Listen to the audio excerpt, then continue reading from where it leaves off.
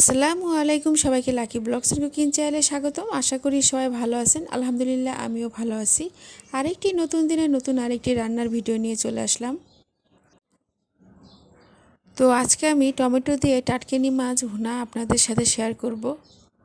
তো এখানে আমি 2টা টমেটো নিয়েছি আর এখানে টাটকিনি মাছ নিয়েছি। এখন টমেটো 2টা কেটে নেব।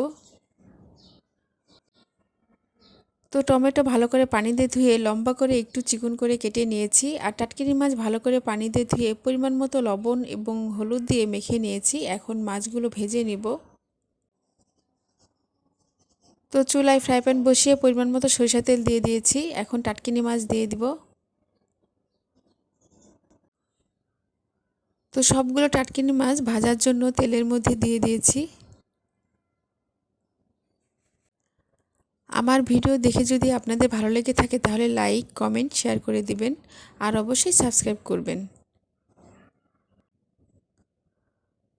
তো মাছ উল্টিয়ে 2 পাশ ভেজে নিয়েছি। মাছ ভাজা হয়ে গেছে, এখন নামিয়ে ফেলবো।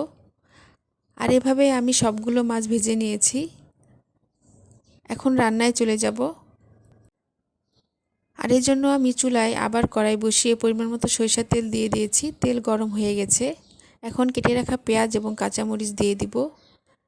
পেঁয়াজটাকে আমি লম্বা করে একটু চিকন করে কেটে নিয়েছি।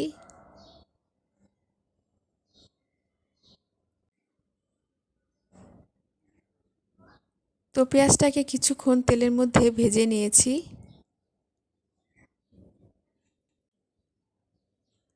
এখন স্বাদ মতো লবণ, পরিমাণ মতো আদা রসুন বাটা, আধা চা চামচ হলুদের গুঁড়া, আধা চা চামচ লাল মরিচের গুঁড়া, আধা চা চামচ ধনিয়ার গুঁড়া দিয়ে একটু নেড়ে চেড়ে দিব।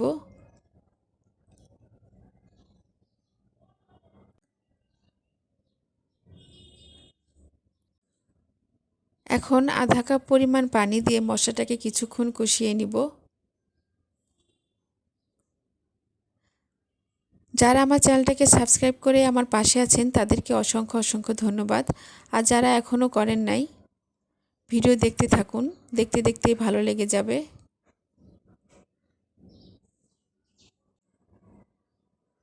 তো মশলাটাকে একটু কষিয়ে নিয়েছি। এখন কেটে রাখা টমেটো দিয়ে আবারও কিছুক্ষণ কষিয়ে নিব।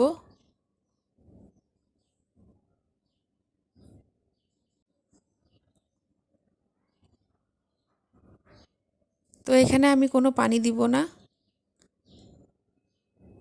কারণ টমেটো থেকে পানি উঠবে আর সেই পানি দিয়েই আমি টমেটো কষিয়ে নিব।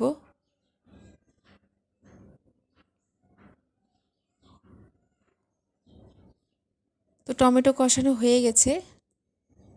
এখন ঝোলের জন্য পরিমাণ মতো পানি দিয়ে দিলাম।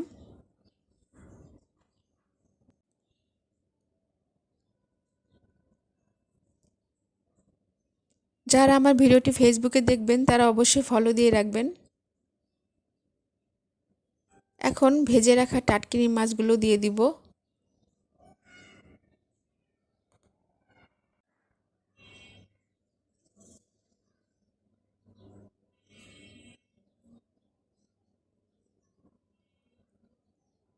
তো সবগুলো মাছ দিয়ে দিয়েছি।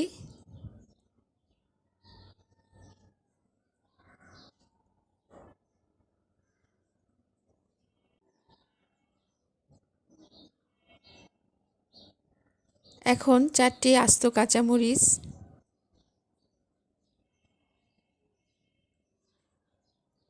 আর কিছু ধনিয়া পাতা কুচি দিয়ে আবারও একটু নেড়ে চেড়ে দিব।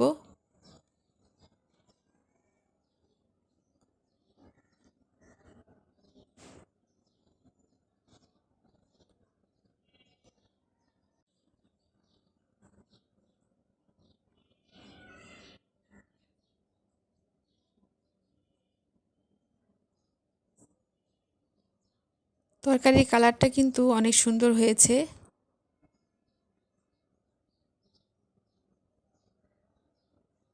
আর টাটকিনি মাছের তরকারি হয়ে গেছে।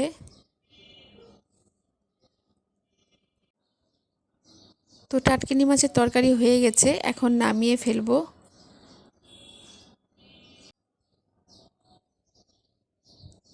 এখন একটা বাটিতে টাটকিনি মাছের তরকারি ঢেলে নিচ্ছি।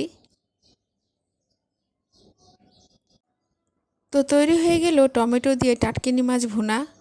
টাটকিনি মাছের তরকারিটা দেখতে যেমন লোভনীয় হয়েছে, খেতে ততটা মজা হয়েছে। তো এভাবে আপনারা রান্না করে খেয়ে দেখবেন। নতুন নতুন ভিডিও দেখতে আমার চ্যানেলের সাথে থাকবেন।